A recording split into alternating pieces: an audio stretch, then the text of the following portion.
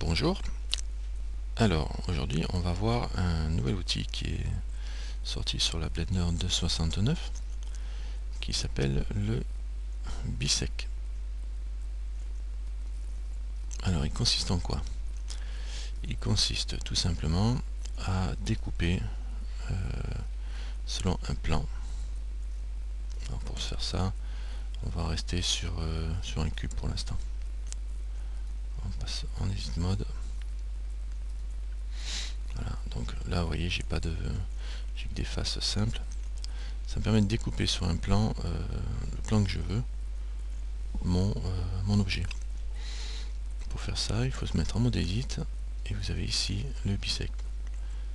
Découper la géométrie le long d'un plan. Voilà, donc c'est comme si on mettait un plan. On clique une fois dessus, on vient, vous voyez, ça faisait une petite croix. On vient là, on clique, on maintient appuyé et il vous montre un axe selon lequel vous allez voir, voilà, vous avez votre plan qui est généré et vous pouvez couper. Et là, ça coupe en travers, mais de tous les côtés, ça vous coupe l'objet en deux. Et une fois que vous avez coupé l'objet, comme ça, vous pouvez venir ici sur le côté et changer quelques paramètres. Alors on a les paramètres du bisect, on peut choisir le plan ou le démarrage du plan en X. Si je bouge, et je peux démarrer ici à 0 carrément, ou mettre la valeur directement à la main. 0, tac, tac, et voilà. Donc il démarre à une position 0 en X. Moi ma croix, enfin c'est la position de ma croix, elle devait être là exactement. Donc j'ai tiré après. En Y pareil, et en Z pareil. Donc ça va monter comme si je mettais ma croix plus haute là, ici. Et j'avais tiré là. D'accord? Donc on voit bien le... C'est pas que ça monte le truc, c'est que ça monte la position de ma croix. Donc je garde le plan. Le plan reste visible. Il n'est pas visible, mais bon. D'ailleurs, ils auraient pu le faire visible. Peut-être d'ailleurs qu'on peut le faire visible en cliquant sur fil. Non, bon, c'est pas ça. Alors après avoir fait ça, je vais remettre lui à 0. Voilà. On a aussi, alors donc on a le point de démarrage de notre plan.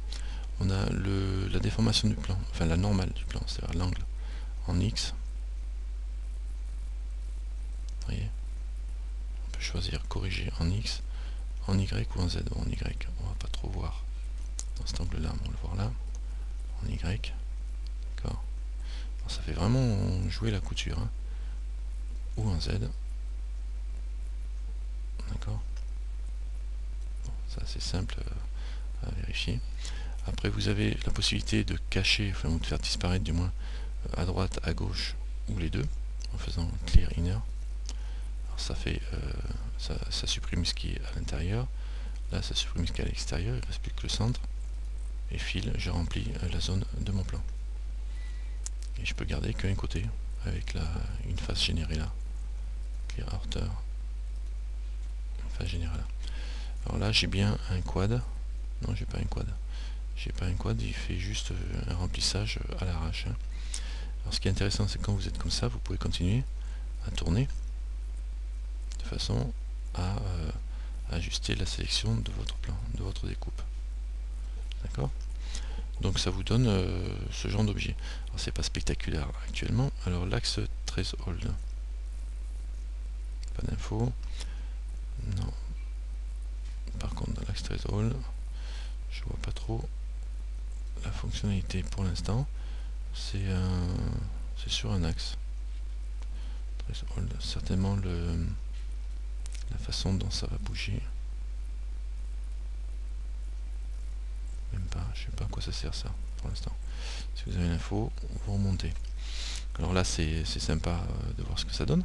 On peut voir sur un objet plus complexe. Bah tiens, j'ai une petite araignée maison. Voilà. Je prends cette araignée là par exemple. Je vais me mettre en vue de face. Alors c'est assez intéressant parce que là j'ai du triangle là-dedans. Vous voyez, là j'ai des triangles ici. D'ailleurs si je fais un CTRL R, j'ai les boucles, les loops cut qui qui vont pas, qui s'arrêtent sur les endroits où j'ai des n-gones, hein, genre ici, là j'ai un n-gone, donc ça s'arrête, il va pas plus loin. Donc on va voir comment ça se comporte avec le bisect. Pour le coup, je me mets en face, je fais un bisect et je viens là, et là on voit tout de suite qu'il aime pas, parce que pourtant j'ai rien de sélectionné.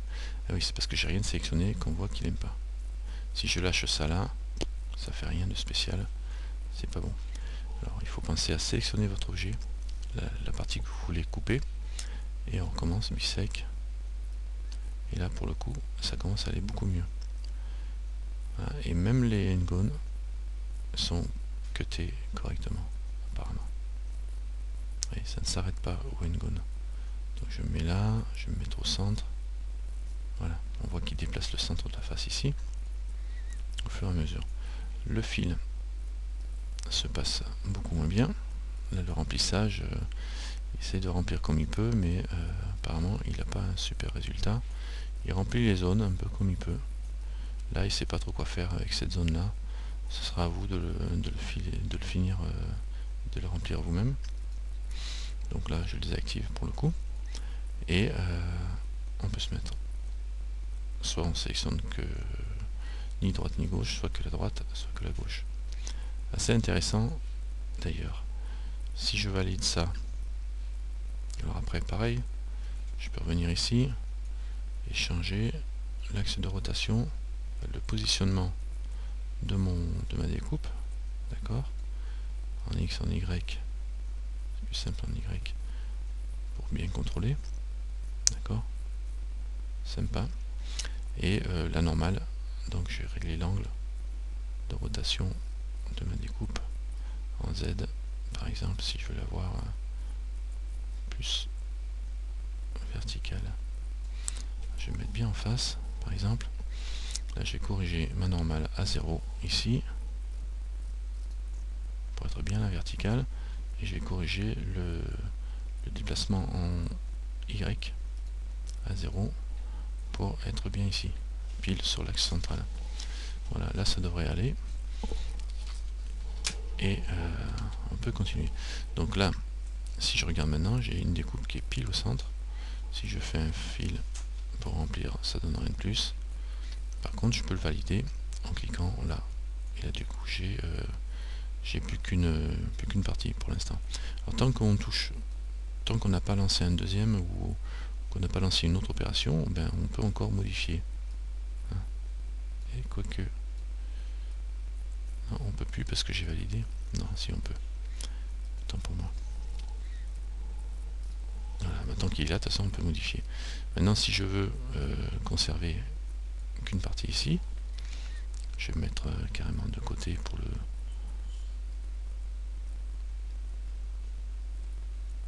Voilà, je vais couper là en travers. Je vais reprendre un bisect. Et je vais tailler là. Là j'ai rien de sélectionné pour l'instant, donc je resélectionne tout. Je reprends un bisect. Je vais faire des CTRL Z quand même. Parce qu'il m'a fait sauter une partie là. Parce qu'il agit que sur ce qui est sélectionné. Hein. Donc faites pas comme moi, pensez bien à sélectionner votre partie. Là je vais augmenter le subdivision surface pour que voir ce que ça donne quand on utilise subdivision surface. Tiens d'ailleurs j'ai une patte qui a sauté là, je sais pas ce que j'ai foutu. Enfin, c'est pas grave. Je vais aller utiliser bisect et voir ce que ça donne. Ma foi, il se comporte très bien, même avec la subdivision, ce qui permet de travailler. Là, je vais le mettre comme ça en travers, ça augmente la précision, hein, et je vais utiliser que, je vais demander qu'il me garde que la tête. Voilà. Donc vous imaginez bien les applications que l'on peut faire pour faire des découpes de démos, pour faire un rendu, parce que je suppose qu'un mode rendu, on n'a que la moitié exactement. Donc ça donne, ça a vraiment des possibilités très très intéressantes pour faire des découpes. Vous faites un œil ou n'importe quoi, vous le coupez en deux, vous avez une découpe sous n'importe quel angle, avec des... Non, franchement c'est un outil très intéressant. Vous voulez faire, vous avez un objet que vous avez mal calculé vous avez fait droite gauche, vous n'avez pas fait le miroir, vous utilisez bisect, vous mettez à 0 les plans bien comme il faut. Là je mets tout à 0, mais c'est sur le, je suis sur la normale, donc ça va pas le faire. Normal c'est 1. C'est les plans que je voulais mettre à 0. La position du moins. Voilà, comme ça vous êtes bien dans une zone de miroir. Une fois que vous avez appliqué ça, vous pouvez très bien faire un miroir pour faire le reste, quoi. Voilà, c'est celui-là que je suis en train de découper depuis tout à l'heure. D'accord. Mais là, on peut obtenir un miroir facilement et retrouver une forme qui va être...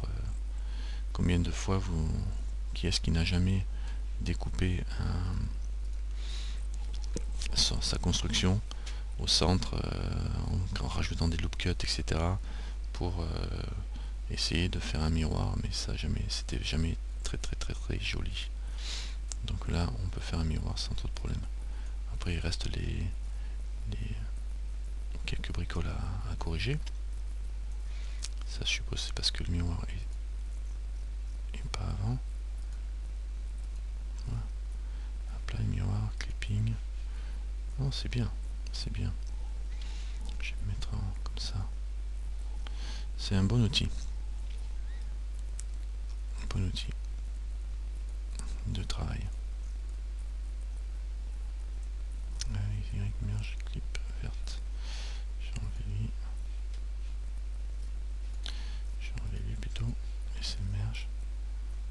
Pourquoi je peux pas me déplacer dans ce sens là? Je l'ai appliqué, non? Merge limite, on va augmenter ça. Pour qu'il ferme les trous au centre. Voilà. Tac. Voilà. Ça ira bien. Voilà. Donc, résultat, on a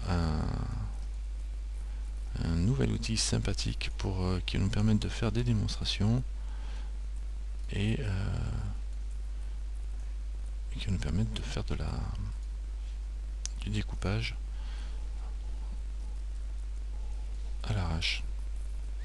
Non, c'est un bon outil. Bien. Merci à celui qui l'a fait. Voilà, merci d'avoir suivi ce petit tuto, cette petite présentation, et à bientôt.